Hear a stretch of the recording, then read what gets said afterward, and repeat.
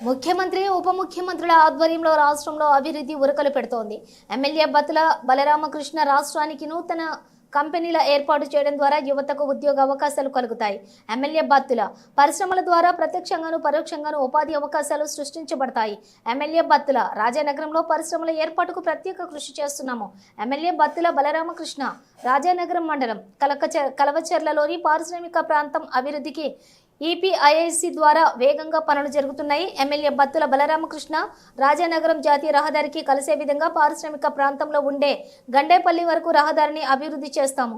MLA Battula Balaramakrishna మే నెలాఖరుకు పారిశ్రామిక ప్రాంతంలో మౌలిక వసతుల కల్పనకు పూర్తి స్థాయిలో చర్యలు చేపడుతున్నాము. ఎమ్మెల్యే బత్తుల బలరామకృష్ణ 360 బ్లాకులుగా ఇండస్ట్రియల్ పార్కును విభజించాము. MLA Battula Balaramakrishna single window విధానంలో పరిశ్రమలోని ఏర్పాటుకు ఆసక్తి చూపిస్తున్న వారికి అనుమతులు లభిస్తాయి. ఎమ్మెల్యే బత్తుల బలరామకృష్ణ గ్రామీణ ప్రాంతాల్లో ఉన్న యువతకు స్థానికంగా ఉండి సొంత గ్రామాల్లోనే ఉద్యోగాలు చేసుకునే విధంగా కలవచెర్లలోని ఇండస్ట్రియల్ పార్కును అభివృద్ధి చేస్తున్నాము. ఎమ్మెల్యే బత్తుల బలరామకృష్ణ త్వరలోనే రాజానగరం నియోజకవర్గంలో 25 ఎకరాలలో సాఫ్ట్వేర్ పార్కును కూడా ఏర్పాటు చేయటకు ప్రయత్నాలు జరుగుతున్నాయి. ఎమ్మెల్యే బత్తుల బలరామకృష్ణ స్థానికంగా లభ్యమయ్యే ఆహార పండ్ల రకాలను సంబంధించినటువంటి ఫుడ్ ప్రాసెసింగ్ యూనిట్ల ఏర్పాటుకు ప్రభుత్వం అన్ని విధాలుగా సహకరిస్తుంది. ఎమ్మెల్యే బత్తుల బలరామకృష్ణ అదే విధంగా నిరుద్యోగులకు ఉద్యోగ అవకాశాలు వస్తాయి. ఇండైరెక్ట్గా ఎంప్లాయ్మెంట్, డైరెక్ట్ ఇండైరెక్ట్ ఎంప్లాయ్మెంట్ రెండూ దొరుకుతాయి. డైరెక్ట్ ఎంప్లాయ్మెంట్ అంటే ఎంప్లాయీస్ అందరూ వచ్చి అక్కడ పని చేసుకుంటారు. అదేవిధంగా ప్రతి ఇంటి నుంచి కూడా ఒక ఎంటర్ప్రైనర్, ఒక వ్యాపారస్తుడు ఉండాలని చెప్పేసి ముఖ్యమంత్రి గారి ఆలోచన. దాని ప్రకారం కూడా చూస్తే ఒక ఇండస్ట్రీ వచ్చిందంటే ఆ ఇంటిలో ఉన్నటువంటి ఒక బిజినెస్ మ్యాన్ తద్వారా కొంతమంది ఉద్యోగ అవకాశాలు కల్పించి, అదేవిధంగా బయట ట్రాన్స్పోర్టేషన్ కానివ్వండి, చిరు వ్యాపారస్తులు కానివ్వండి, అన్ని విధాల వ్యాపారాల ద్వారా కూడా అందరికీ జీవనోపాధి దొరుకుతుంది అనే ఉద్దేశంతో, ఒక మంచి సంకల్పంతో గౌరవ ముఖ్యమంత్రి వర్యులు ఇండస్ట్రీస్ డెవలప్ చేసే కార్యక్రమం మొదలుపెట్టారు. అదేవిధంగా చూస్తే ఈ యొక్క ఇండస్ట్రీస్ మంత్రివర్యులు భరత్ గారు కూడా చాలా ఛాలెంజ్గా తీసుకుని నడిపిస్తున్నటువంటి పరిస్థితులు చూస్తున్నాం మనం. ముఖ్యంగా చూసినట్లయితే అందులో భాగంగా రాజానగరం నియోజకవర్గంలో కూడా ఇండస్ట్రియల్ పార్క్ అభివృద్ధి చెందాలి. తొందరలో ఇండస్ట్రీస్ అన్నీ కూడా ఇక్కడికి రావాలి. అలాగే స్థానికంగా ఉన్నటువంటి ప్రజల్లో కూడా పెట్టుబడిదారులు ఎవరైతే ఉన్నారో వారు కూడా ఇండస్ట్రీస్ ఇక్కడ పెట్టాలి. దాని ద్వారా వాళ్ళ వ్యాపారాలు చేయాలి. ఇక్కడ ఇండస్ట్రీస్ వచ్చిన తర్వాత ఆ ఇండస్ట్రీస్లో పనిచేయడానికి ఇక్కడ ఉద్యోగస్తుల్ని కూడా స్థానికులకి ప్రయారిటీ ఇవ్వాలి. అదేవిధంగా ఇండైరెక్ట్గా కూడా ప్రజలు ఎంప్లాయ్మెంట్ పొంది ఇక్కడ జీవనోపాధితో వాళ్ళు జీవించాలని చెప్పి ఒక మంచి ఉక్కు సంకల్పంతో పేరు మీద ఇప్పటికే 3 సార్లు అసెంబ్లీలో ప్రస్తావన తీసుకురావడం, అదేవిధంగా ముఖ్యమంత్రి గారిని, ఉప ముఖ్యమంత్రి గారిని, ఈ యొక్క పరిశ్రమల శాఖ మంత్రి గారిని కూడా కలిసి పలుమార్లు రిప్రజెంటేషన్ ఇవ్వడం జరిగింది. ఎప్పటికప్పుడు ఏపీఐఐసి వారు కూడా అధికారులందరూ కూడా వారు యుద్ధ ప్రాతిపదిక మీద పనులు పూర్తి చేస్తున్నారు. ఇక్కడ రోడ్లు కూడా శరవేగంగా పూర్తి చేస్తున్నారు. అదేవిధంగా డ్రైనేజెస్ కూడా శరవేగంగా పూర్తి చేస్తున్నారు. దీనికైతే చిన్న న్యాయపరమైన చిక్కులు ఉన్నాయి, సరిహద్దు తగాదాలు ఉన్నాయి. అలాగే ల్యాండ్ షార్టేజ్ అనేది కూడా కొంచెం కనిపిస్తుంది. అదేవిధంగా ల్యాండ్ ఎక్విజిషన్లో చిన్న ప్రాబ్లం వచ్చి రోడ్ లేకుండా పోయినటువంటి పరిస్థితి కూడా ఒక 17 సెంట్లు తక్కువ వచ్చి అది కూడా ఇబ్బంది వస్తే అది జాయింట్ మీటింగ్ కూడా ఏర్పాటు చేసి దాన్ని కూడా పూర్తి స్థాయిగా మనం సరిచేసి ఆ యొక్క ల్యాండ్ను కూడా మనం తీసుకోవడం జరిగింది. త్వరలో దీనికి రోడ్లు, డ్రైనేజీలు, ఎలక్ట్రిసిటీని కూడా ఏర్పాటు చేస్తున్నాము.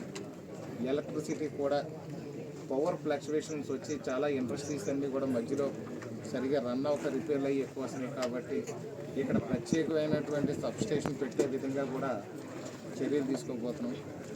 సపరేట్ సబ్స్టేషన్ ఇండస్ట్రియల్ పార్క్ ఇస్తాము. అంటే ఇమ్యూనిటీస్, మౌలిక వసతులు అన్నీ కూడా ప్రత్యేకించి ఇక్కడ కల్పించడానికి ఒక చొరవ తీసుకుని పనిచేయాలి అనే నిర్ణయానికి వచ్చాము. ఇక్కడ ముఖ్యంగా చూస్తే రాజానగరం హైవే నుంచి ఇది గండేపల్లి హైవే కూడా కనెక్ట్ అయ్యే విధంగా కూడా ఒక సెపరేట్ రోడ్ని కూడా వేస్తే బాగుంటుందని చెప్పేసి ఇప్పుడు ఒక మంచి ఆర్ఎండ్బి అధికారులు, పంచాయతీరాజ్ అధికారులు, ఏపీఐఏసీ అధికారులు సూచనల మేరకు త్వరలో అది కూడా పూర్తి చేస్తాం.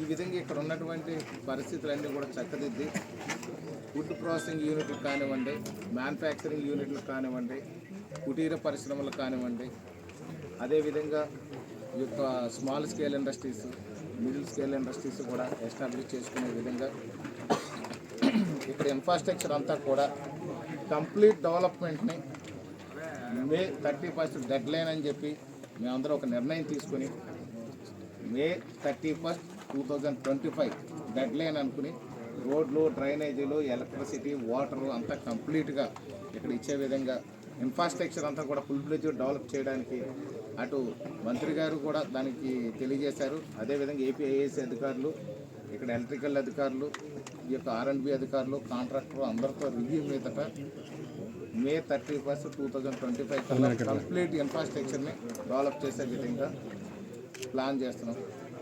జూన్ 1st వీక్ లేదా జూన్ 2nd వీక్లో సైట్స్ అన్ని కూడా అలాట్ చేస్తాం. 369 సైట్లు ఉన్నాయి. ఇక్కడ 300 గజాల నుంచి స్టార్ట్ చేసి ఎకరం వరకు కూడా సైట్లు ఇవ్వడానికి ఈ యొక్క ఏపీఐఏసీ ఇండస్ట్రియల్ పార్క్లో సిద్ధం చేస్తున్నాం. ఎకరం కావాల్సిన వాళ్ళు కూడా చేయొచ్చు. మినిమం 5 లక్షల నుంచి 25 కోట్ల వరకు ఇన్వెస్ట్ చేసుకునే విధంగా ఇక్కడ ఇండస్ట్రియల్ పార్క్ని డెవలప్ చేస్తున్నాం. ఒక ఎంటర్ప్రైనర్ కావాలి అని అంటే ఒక ఎకరం తీసుకుని 25 కోట్లు ఇన్వెస్ట్ చేసే విధంగా కూడా ఇక్కడ ఉంటుంది. దానికి కావాల్సినటువంటి పర్మిషన్స్ అన్నీ కూడా సింగిల్ విండో పర్మిషన్ ఇచ్చే విధంగా కూడా ఏర్పాట్లు చేస్తాం. అంటే ఒక్కొక్క ఆఫీస్కి ఒక 3 నెలలు తిరిగి అన్ని ఆఫీసులు కంప్లీట్ అయ్యేసరికి ఒక 3-4 ఏళ్ళు పట్టేదానికంటే కూడా సింగిల్ విండో పర్మిషన్స్ వచ్చే విధంగా కూడా ప్లాన్ చేస్తున్నాం. అన్నీ ఒకేసారి ఒకే చోట వచ్చే విధంగా కూడా ప్లాన్ చేస్తుంది ఈ ప్రభుత్వం. అదేవిధంగా చూస్తే సబ్సిడీస్ విషయానికి వస్తే జనరల్ పీపుల్కి అయితే 25% ఉంది. అది మహిళలకు కానివ్వండి, అదేవిధంగా బీసీ, ఎస్సీ, ఎస్టీ వాళ్ళకైతే 45% వరకు కూడా సబ్సిడీలు కూడా సౌకర్యం కల్పిస్తున్నాయి. అదేవిధంగా ఇప్పుడు కొత్తగా గౌరవ ముఖ్యమంత్రి వర్యులు శ్రీ నారా చంద్రబాబు నాయుడు గారు మంత్రివర్గం క్యాబినెట్లో కూడా మొన్న ఆమోదం చేసింది. ఈ యొక్క ఇండస్ట్రీస్ ఎవరైతే ఇండస్ట్రీస్ ఎస్టాబ్లిష్ చేస్తుంటారో వాళ్ళందరికీ కూడా ఇన్సెంటివ్స్ ఇద్దామని చెప్పేసి కూడా ఒక నిర్ణయానికి వచ్చారు. ఎప్పుడైతే ఇన్సెంటివ్స్ కానీ ఇస్తే వాళ్ళకి ప్రోత్సాహం కింద ఉంటుంది. దాని ద్వారా ఇండస్ట్రీస్ వస్తే గవర్నమెంట్కి ట్యాక్స్ వస్తుంది. అదేవిధంగా నిరుద్యోగులకు ఉద్యోగాలు వస్తాయి. అలాగే కార్మికులు కూడా పనులు దొరుకుతాయి. చుట్టుపక్కల గ్రామీణ ప్రాంతాల్లో కూడా చాలామంది పనులు దొరక్క హైదరాబాదు, వైజాగ్, విజయవాడ, మెట్రో ఉన్నటువంటి ఈ ప్రాంతంలో పుట్టిన వాళ్ళందరికీ కూడా ఇక్కడ ఉద్యోగాలు వచ్చే విధంగా కూడా చర్యలు తీసుకోవాలనేది నాది ఒక మంచి ప్రణాళికతో ఉన్నాను. ముఖ్యంగా తల్లిదండ్రులు పెద్దవాళ్ళు అయిపోయి వృద్ధులు అయిపోయిన వాళ్ళు కూడా చిన్న చిన్న ఉద్యోగాలకి కూడా వాళ్ళందరూ కూడా ఎక్కడో హైదరాబాద్ వెళ్ళి ఎక్కడికో కూడా వెళ్ళి పనిచేసుకుంటున్నారు. ఈ పెద్దవాళ్ళకి ఏదైనా అనారోగ్యాలు వచ్చినా కానీ వాళ్ళ దగ్గర ఉండి చూసుకోలేకపోతున్నారు. అందువల్ల యువత అంతా కూడా ఈ యొక్క మధ్యతరగతి ఉద్యోగాలకు ఎక్కడో హైదరాబాద్ వెళ్ళకండి, ఇక్కడ మన రాజనగరం నియోజకవర్గం వచ్చే విధంగా చర్యలు తీసుకోవాలని చెప్పేసి ఒక మంచి సంకల్పంతో ఇవన్నీ కూడా ముందుకు నడిపిస్తున్నాం. అలాగే బిజినెస్ మ్యాన్లను కూడా మనం తయారు చేయాలనుకుంటున్నాం. కొంతమంది చూస్తే మనకి ఇక్కడ ఈ ప్రాంతం నుంచి వెళ్ళిన వాళ్ళు హైదరాబాద్లో చిన్న చిన్న కార్మికులు గాను, వాచ్మెన్లు కానీ కూడా పనిచేస్తున్నారు. వీళ్ళకి ఎప్పుడైతే ఇక్కడ ఉపాధి దొరుకుతుందో ఖచ్చితంగా వాళ్ళందరూ కూడా వెనక్కి వచ్చి ఇక్కడే పనిచేసుకునే విధంగా చర్యలు తీసుకుంటాం. ఈ యొక్క ఇండస్ట్రియల్ పార్క్ని మే 31, 2025 కల్లా రెడీ చేస్తాం.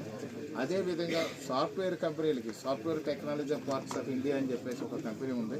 ఈ సాఫ్ట్వేర్ కంపెనీలు అన్నింటినీ కూడా మెయిన్ కంపెనీ అది. దాన్ని కూడా తీసుకొచ్చే ప్రపోజల్ పెట్టాం.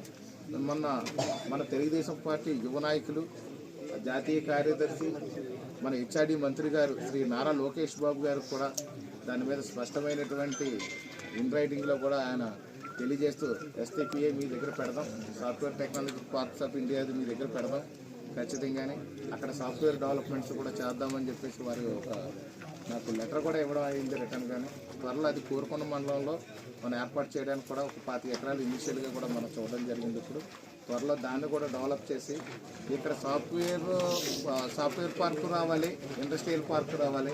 ఈ యొక్క ఎంప్లాయ్మెంట్స్ అందరికీ వచ్చే విధంగా చర్యలు తీసుకుంటున్నాం. అదేవిధంగా ఇండస్ట్రీస్ పెట్టేవాళ్ళు కూడా ప్రత్యేకంగా ఆహ్వానిస్తున్నాం. త్వరలో ఇంకొక 1 monthలో ఇది ఒక స్టేజీకి వచ్చిన తర్వాత, ఫైనల్ స్టేజీకి వచ్చిన తర్వాత ఈ ఇండస్ట్రీస్ ఎవరైతే ఇండస్ట్రియలిస్ట్స్ ఉన్నారో వాళ్ళందరినీ కూడా పెట్టుబడిదారులందరినీ కూడా ఒకసారి ఆహ్వానిస్తాము. క్రూసిబుల్ ఇండస్ట్రీస్ వారు అడిగారు, సెరామిక్స్ ఇండస్ట్రీస్ వారు అడిగారు, ఫుడ్ ప్రాసెసింగ్ ఇండస్ట్రీస్ వారు అందరూ సైట్లు అడుగుతున్నారు.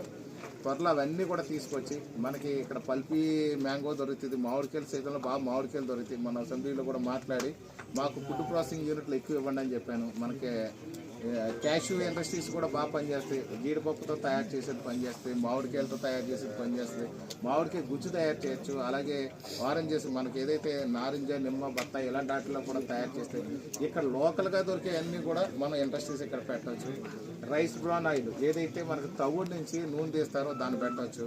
పామ్ ఆయిల్ తయారు చేయొచ్చు, అన్ని కోకోనట్ ఆయిల్ తయారు చేయొచ్చు, అన్ని ఇండస్ట్రీస్ పెట్టచ్చు. యువత అందరినీ కూడా బాగా అవేర్నెస్ అనేది తీసుకొచ్చి త్వరలో ఒక 1 monthలో కూర్చో అదే ఇప్పుడు ఈ రోజు రావడం కూడా ఇన్ఫ్రాస్ట్రక్చర్ ఎంతవరకు అయిందో చూడడానికి వచ్చాం. ఇది దగ్గర పడేసరికి బాగా ప్రచారం చేసి ఈ యొక్క అందరికీ కూడా ఎవరికి ఏ రంగాల్లో ఇంట్రెస్ట్ ఉందో వాళ్ళందరూ కూడా సైట్స్ అలాట్ చేసి పర్మిషన్లు కూడా ఇప్పించి వాళ్ళకి సబ్సిడీలు ఇప్పించి బ్యాంకుల తరఫు నుంచి కూడా లోన్స్ కూడా ఇప్పించి ఇక్కడ ఇది పార్కింగ్ త్వరలో డెవలప్ చేస్తామని మీ అందరికీ తెలియదు. గతంలో ఎలక్ట్ చేసి వెళ్ళిపోయారు, పాస్బుక్ల ప్రకారం డబ్బులు ఇచ్చేసి ల్యాండ్ ఎక్విజిషన్ చేసినట్టున్నారు.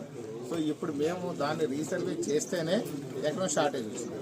ఆ షార్టేజ్ను కూడా రెవెన్యూ అధికారులు ఎవరిది ఉందనే చుట్టుపక్కల రైతులందరిది కూడా ఒకసారి రీచెక్ చేసి అది రైతులకు ఇబ్బంది లేకుండా ఉండే విధంగా చూసి ఆ షార్టేజ్ వచ్చిన ఎకరానికి చూస్తారు. అది దొరకకపోతే గవర్నమెంట్ రూల్ ప్రకారం దాన్ని ఏం చేయాలో చూసి ప్రొసీడింగ్ చేసి క్లోజ్ చేస్తారు. ఎకరం తక్కువ వస్తుంది, అది ఎక్కడుందో ఏంటో ల్యాండ్ ఎక్విజిషన్లో ఏం జరిగిందో తెలియదు. ఒక ఎకరం షార్టేజ్ అవుతుంది, దాన్ని కూడా త్వరలో ఇప్పుడే రెవెన్యూ అధికారులు కూడా తెలియజేశాను. వాళ్ళు కూడా ఆ ఎకరం కూడా ఎక్కడ షార్టేజ్ అవుతుందో చూసి సర్వే చేసి అది తీసుకురమ్మన్నారు. రీసర్వేలో